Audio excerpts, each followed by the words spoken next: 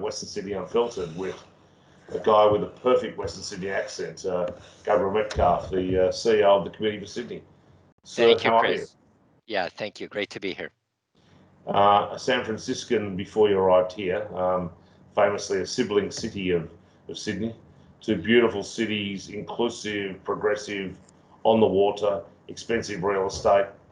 The only difference with big famous bridges, the only difference we often say was that we can see our harbour and our bridges more often because a little less fog. But you must have been impressed by the sort of somewhat a natural connection between the two cities. Yeah, I've been very lucky to get to live and work in two of the greatest cities in the world. They're famous for their beauty, as you say. They're famous for being cities on the water. But of course, underneath that, they are cosmopolitan, diverse, dynamic, interesting, exciting places. And so there's a reason why people all over the world are interested in both San Francisco and Sydney. So for you, let me one more question about San Francisco. When we were at your old city, go to your new city. It must be challenging in San Fran, the home of what is now the modern tech lefty, the billionaire lefties. You know, this sort of very progressive, shiny city on a hill that has also got the greatest homelessness crisis in America. But those same tech lefties have priced out working class people out of their own city, not aided by parts of middle America giving bus fare to homeless and sending them to the coast. How does San Fran deal culturally with an issue like that seems to offend its very culture, yet caused? Yeah, it's a great question. Everyone who goes there, who's been there in the last 10 years, comes back shocked, compares it to Calcutta more than a leading world city. This is not surprisingly a complicated problem, and there's a lot to say about it. One part of the story is that the economy of the San Francisco Bay Area has grown at an explosive rate, but the building stock has not. And that contrast between the ultra rapid growth of jobs, but the NIMBYism over real estate development, which means that the physical vessel to hold the economy didn't grow enough to keep up with the size of the economy. What that has meant is people at the lower rung have been pushed out. The cup is runneth over, literally. The vast majority of people who were pushed out didn't end up homeless. They were forced to move out of state, or at least away from the Bay Area, and that's what most people did. But some people didn't make it, and they ended up being homeless. There's also, you'd have to figure out, why is America struggling with drug addiction, opioid addiction in such an intense way? Why is the West Coast, really from San Diego all the way to Vancouver, such an important destination for people who are down on their luck? Yeah. Go west, young man, particularly poor young man. Well, a segue to Sydney. Is Oakland your Western Sydney? I mean, the Bay Area, you think of one of the great twin cities of the US, and we know we measure cities, metropolitan areas differently in America or Australia, but with the broader Bay Area, it's probably equivalent to Sydney in that sense. Is it considered a three-city city? Is it considered three separate cities? Yeah, that's a great question. Yeah, the depending on how you define it, the Bay Area, we used to say it had three cities, and which were San Francisco, San Jose, and Oakland. San Jose is actually the largest of the three, a little bit larger than San Francisco.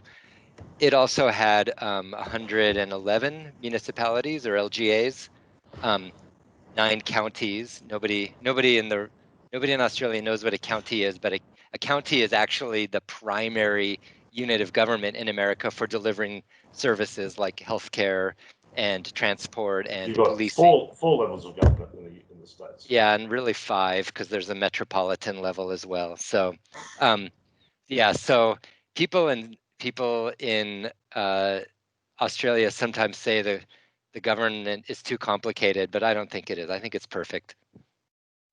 You arrived in Sydney to take up the mantle as one of the brand advocates for the place. in Association World, in an organisation that isn't bound by sector, but by region. In associations similarly to Western Sydney. You inherit the reins from our mutual friend Tim Williams, who had, to his credit, reached out and taken the city beyond the traditional city limits, but the West as well with Lucy. Yep. An organisation that would be very intimately tied with the planning revolution that the governments are undertaking here. You've also, sadly, just after time with COVID, so we're about challenge cities. I have to pay tribute to, I think, the way the committee has come through, a more valuable entity coming out than it was going in. That picking many streams from planning being almost the entire focus of when it needed to be, for the committee to now taking a very, very multi-stream from around amenity, productivity, inclusivity, you name it. With that in mind, where do you see the committee's primary focus as we all start to think about 2021? Hopefully it won't be a great year, but it'll be better than what we've had before us.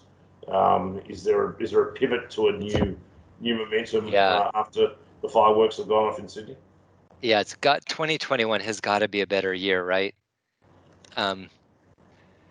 Yeah, so boy, we started this year off really not understanding what was ahead for us. Like everybody, like you, like the government, we have had to pivot our focus to COVID recovery this year. Survival, first of all, and then recovery. But what I've found is that lots of the same issues we were thinking about, transport and economic growth and tax reform and climate governance, planning, lots of those same issues. They're still issues. It's just we're looking at them through the lens of COVID recovery now. And so it changes maybe what we perceive as the problems and the opportunities, but the issues are still the issues. Partly that's because this government, both state and federal, has done such a good job on the public health side of managing COVID that we have the great luxury, compared not just to America, which is an obvious failure, but compared to almost every country in the world, we have the luxury to just trust that we're gonna do what government tells us here on the public health side, and then we're gonna focus on everything else. And really, what I think the public wants from policy organizations is to come up with something helpful for growing the economy, for getting people back in jobs. So I expect that will be our focus in 2021 is economic recovery. There's only so much we can do when the borders are closed and when we can't gather in large groups. Well, let's challenge that. Of what we can do. We spoke about governance, and Australia's 3 levels of government. There is in America, we've got state governments, really other metropolitan authority with smaller local governments here. So different to the states, there's the power of the municipality in more in the UK and US than we have. But should we be challenging that? I mean, we're governed under a national system. Should Sydney, the rise of the city-state, should Sydney, one, be burdened by the constraints of regional New South Wales or the regulatory controls of a national government? Why shouldn't we be pursuing our own migration policy for Sydney, not for Australia? Why should we be bringing students back in here if we can contact trace and others? Why should we be governed by one interest rate regime over a whole nation which doesn't reflect everybody? Why should we be bound by the one national brand or trade promotion, as well as government appears to be going its own on not trusting Australia going on its own? Is there some scope within obvious constitutional constraints for rise of a more aggressive city-state to do its own thing? Yeah, I think it's a great question, and certainly around the world, Sydney is the city that people know and Sydney carries a lot of the brand for Australia. But you're raising, I think, very profound questions. It's hard for me to imagine any country ceding control over immigration and even international travel to a smaller unit of government, to But states or we cities. did it for the Syrian refugees. We put our hand up. We all take the vast majority. In a way, there Yeah, was a bit of a dissolution of the one central control. So I'm not suggesting we have yeah, and our own in a currency, way, but something similar is happening now with New South Wales doing the heavy lifting on the quarantine, and maybe on students to follow. and maybe on students. But it's with the concurrence of the federal government saying, yes, we agree that's a good idea. But look, I think there are some real opportunities for New South Wales and for Sydney to lead and go a different way from the national government. And one that I think is really exciting, and I think is starting to happen, is climate change, Energy where policy, absolutely. where New South Wales is starting to go the opposite direction from the rest of the country and actually try to lead on climate rather than I mean, nobody in the federal government denies that climate change is a problem, but they argue that nothing difficult needs to be done about it, that it'll kind of, the market will take And care of there's it, suggestions. technology will take care of it. To his credit, Bob Carr tried to set up a carbon trading scheme decades ago in New South Wales. So New South Wales has always had a history, probably Yeah. of being more dynamic on that, which So Gladys and Matt Keane very much now following. yeah. So I think that's a really exciting example. They're getting, there's clearly a way New South Wales could get to 100% renewable energy, regardless of what the rest of the country does. The same thing is probably true on electric vehicles. New South Wales could follow the lead of places like the UK or states like California and plan for an early conversion to electric vehicles powered by green energy. Another perfect segue, my friends. Like you're inside my mind.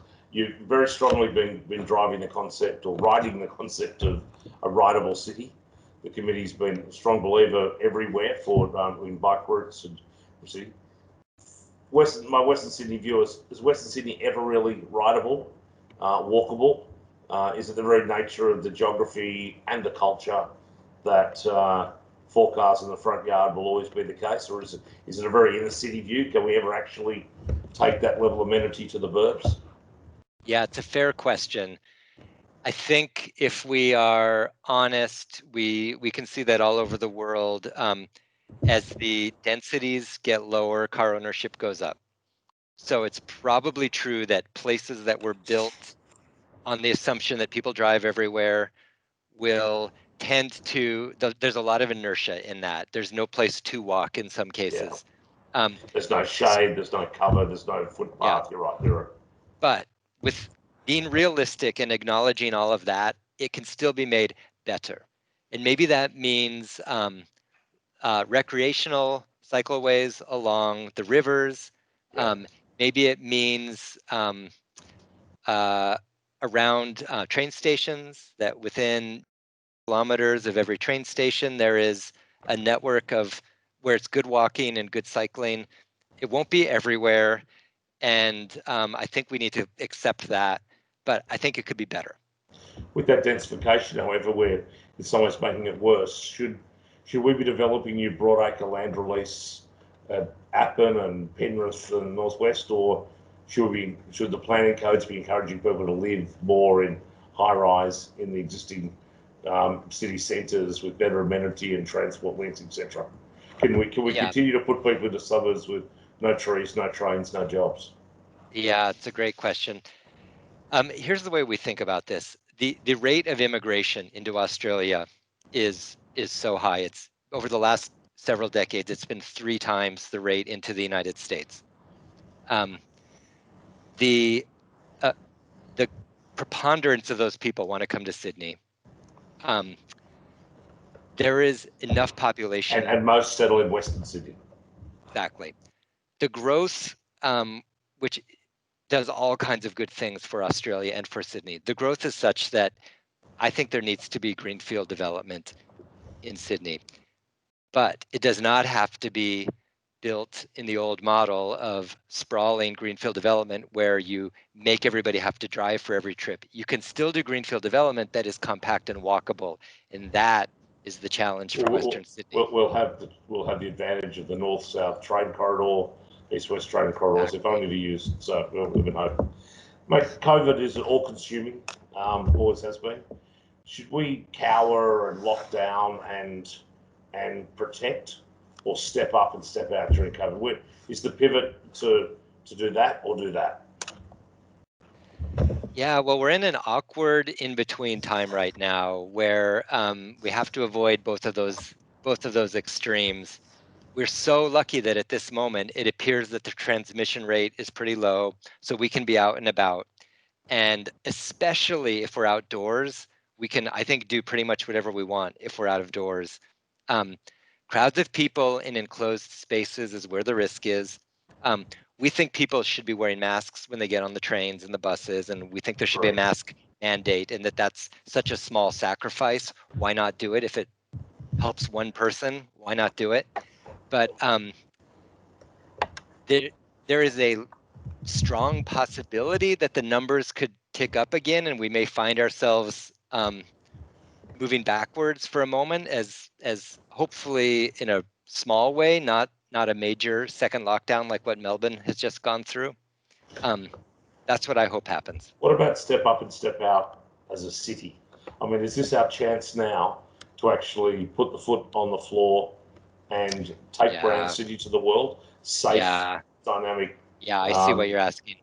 Yes. Okay. This is absolutely, this is absolutely the moment for Sydney and for Australia to say to the world, do you want to live somewhere where it's truly safe because everyone has healthcare, because the government's not crazy, because people listen to science, and I think most importantly, because when there's a hard thing, the community pulls together. Do you want to live in a place like that? All right, top talent, top global firms, top investors. This is a place where you want to really seriously think about. So how's that done? How does the committee work with the state government to say, let's literally, rather than cower by migration cuts, let's go and find the smartest people in the world and bring them to Sydney, set them up, and help take our smartest people out with their products to the world and services? Well, I definitely view that as one of my jobs, is to be telling Sydney's story to the rest of the world. But I'm, of course, one of 1,000 other people trying to do the same thing. One thing the Australian federal government did that I think is really correct, they've set up a global talent attraction scheme right now. Except the great Peter Verwer was on former property council boss who's going around to try to identify them. And it's a proactive, go get the people you want approach rather than see who shows up. So I think it's a really interesting experiment. Well, I wouldn't ask somebody like your position to nominate their favourite of the three cities of Sydney, but give me something your favourite like about it, each of the three cities of Sydney. What's the outer west, the central city, and the harbour city? What's your favourite little thing in each of them? Yeah, the incredible thing about Sydney is it's this giant area that has so many different things going on. I feel like I've just barely scratched the surface. I've barely scratched it. I mean, we probably one of the Western Sydney communities I've spent the most time in is Liverpool, and it's this great classic little downtown. I mean, what we would call downtown. What would we call it? Town center. Sorry. Yep. And totally walkable. And you can just sort of see it developing over time into a bigger place through the organic process of urban change. Great food. And great food. Parramatta, of course, is the capital of the central city, right? The western city doesn't have one capital in the way the central city does. So everything converges around Parramatta, and you can really see the many, many years of efforts and investments showing. I mean, just looking at the high rises on the skyline. My hometown, best 20 years of my life. And then I'm living by the beach in Bondi, and quite happily loving it here. So yes. you've done the inner west and then sucked to the coast. It's a well-trodden Sydney path. Yes. My friend, within. Look, conscious of your time, my friend. COVID's been very transformational for a lot of ways, economically, geographically, politically, etc. Also, personally, for many of us, how are you a different bloke, a different father, a different boss, a different mate over that period? What's it done for your reflection or change or resilience? Yeah, that's a great question. It's been in some ways one of the hardest years that I think any of us will ever live through, especially if we're lucky enough to not get sent off to war, right? Doesn't compare to that. But for peacetime, it's been really, really intense, and we're not done yet. I also have found bushfire, pandemic, and recession. I It's know. not a bad combination. Fire and then plague, and yeah, what's next? It's been a year when all my friends in America were visiting, and none of them were allowed to. And people. I have friends who've missed their own. A friend of mine missed his own father's funeral. People have missed weddings. I mean, and then of course, lots of people have died in other countries, and that's not done yet. So it's been this year of upheaval and tragedy, large and small, in a very daily way. I have found it quite wonderful to sort of hole up at my kitchen table and see my wife all day long every day, and I think discover that my team really pulled together, the committee really pulled together, and we could just keep working quite seamlessly. And so in some ways, I think of this as the year we proved the value of the internet. Nice. My friend, thank you for one of the great recent imports to this great city of ours. Thank you, Chris. I hope we help get to export some stuff soon when the rest of the world is available. And for everything you're doing with the committee of the city, particularly for the continued partnership the committee has, thinking of life beyond the Eastern Harbour City, but to all three, that really has been very important for us, a great partnership. Good luck and Godspeed. Thank you. Look forward to doing a lot more with you in the new year. Thanks, mate.